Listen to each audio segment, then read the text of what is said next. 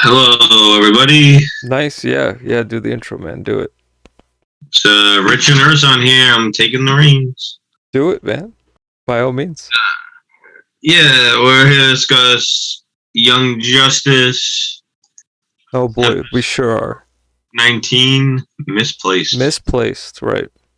It's very it's named. Well, I'm bad with this, but it's a great name for the episode. So we have this episode where we meet Clarion again, the Witch Boy, And Tickle. and Tickle. Was it name Tickle? Tickle. I'll take Tickle though. Tickle. Who gather a bunch of I guess wizards and magicians and shit. Sorry, kids. And they cast a spell to separate the worlds, one for adults, one for kids. Nothing really. I mean, I guess every episode, anything that happens to them is kind of significant, but nothing really so much significant happens to the main team. There's Zatanna, who I guess she's become part of the main team. You know, a big decision happens between her and her father and the Dr. Fate helmet. She puts it on to fight Clarion. And her father, to get her off of her father offers himself, and when they fix everything. This is the third time they've used Dr. Fate's helmet for something.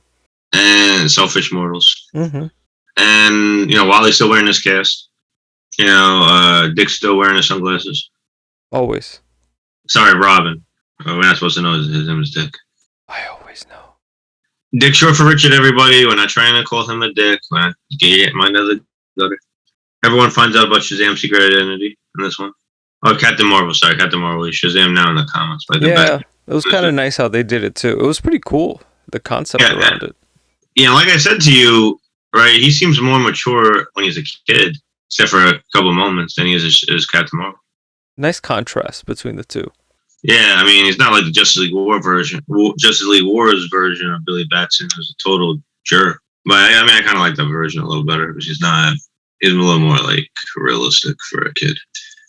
I like the fact that the way they did it, they separated the two worlds, like you said, Shazam, a woman, and he's in the world with the adults. And it's funny because through him we find out about the two worlds, because when he says Shazam to save himself from dying in a plane crash, he ends up in the other world, and he's like surprised. Oh, they fixed everything? No, they didn't fix everything. Take the reins over. Urson, what are your thoughts on the episode? Right, I thought it was pretty cool. Some little things that I noted when Billy Batson turns into Shazam, and they're in the plane with that girl. She turns 18. He realizes, he said, wait, today's your birthday? And they say that they're going to get to Happy Harbor at 12:01, which is coincidentally the girl that helps him to fly the plane to Happy Harbor. It's her birthday.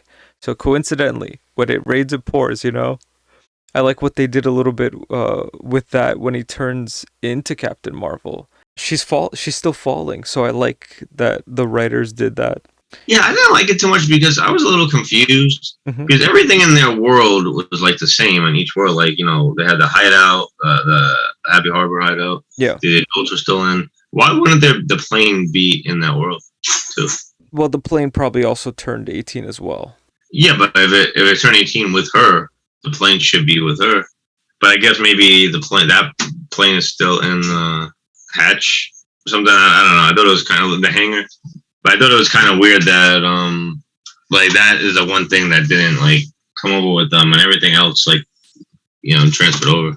Yeah. I guess maybe because she wasn't there. I guess just the build, the Happy Harbor hideout is more, the cave is more like a foundation where it's there physically. I guess the plane has to actually be moving. Yeah. I guess just no one moved the plane on the side.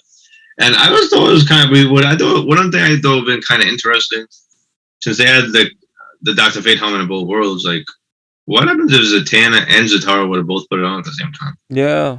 That actually probably would have been cool. Yeah, that would have been pretty interesting. That would have been pretty cool. There was a part where Batman says Captain Marvel is missing. And maybe he is... So Batman kind of knows a lot of things, and he picks up on a lot of things. He may have certain beliefs, but I think at that point he was aware that Captain Marvel's powers originate from magic because they were given to him. by like the magician or wizard or whatever. Yeah, Shazam was.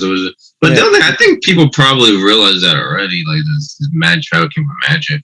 Right. I think they're realizing he's a kid. Right. But it furthers my thing with Batman having the ability to know, especially when it comes to stuff like the mole. That's a little characteristic that helps me further think Batman really is like 4 or 5 steps ahead on a lot of things. The world's greatest detective. Yeah.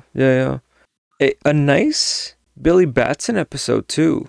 He gets the courage, he gets the strength to try to overcome what's going on, and he's Billy Batson mostly. You know, maybe even a little nice balance between his screen time as Billy Batson and his screen time as Captain Marvel. I like that he was a nice featured character in this.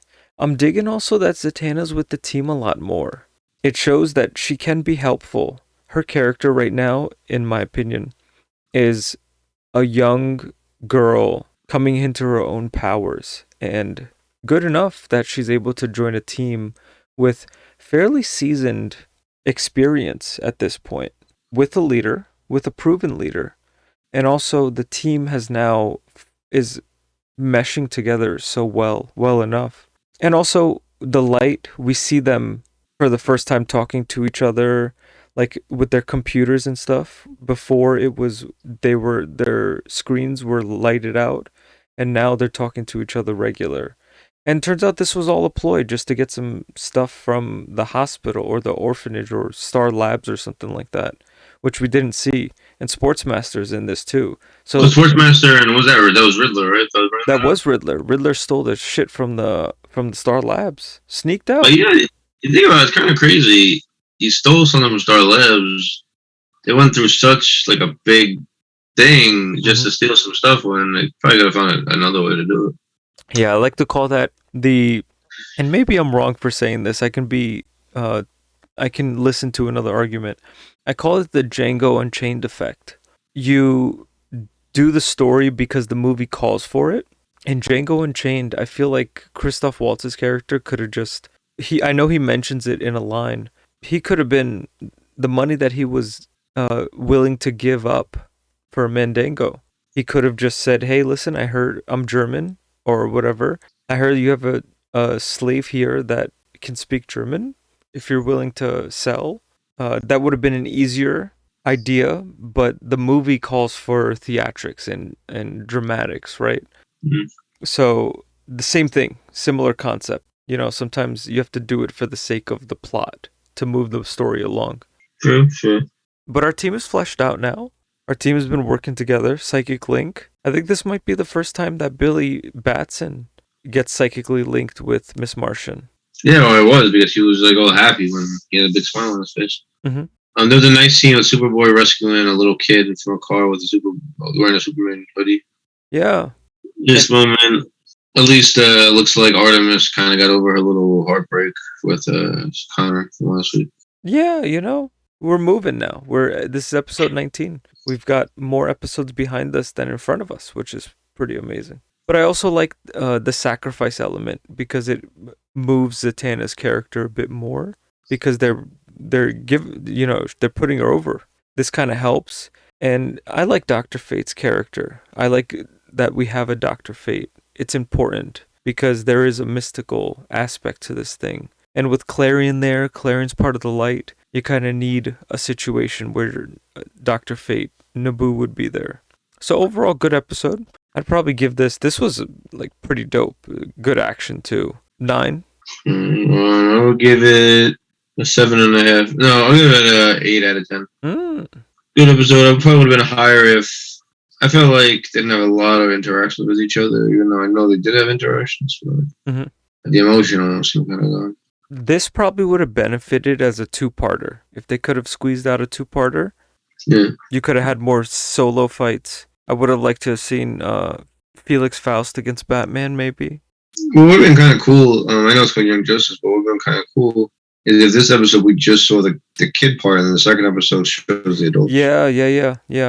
That would have been pretty cool. So that would be a critique I would give it. This wouldn't have been a bad 2-parter. Sure. So, also, they show at least it doesn't drag on with the episodes, or the plot, so they try to get it out as fast as they can. Right. And this is a better jump from the last episode, which was okay, which was kind of boring compared to this one. That's true. So yeah, I thought that was pretty awesome. All right, folks. That was episode 19 of Young Justice Review, Misplaced. Stay tuned. Coming up next, episode 20. Peace.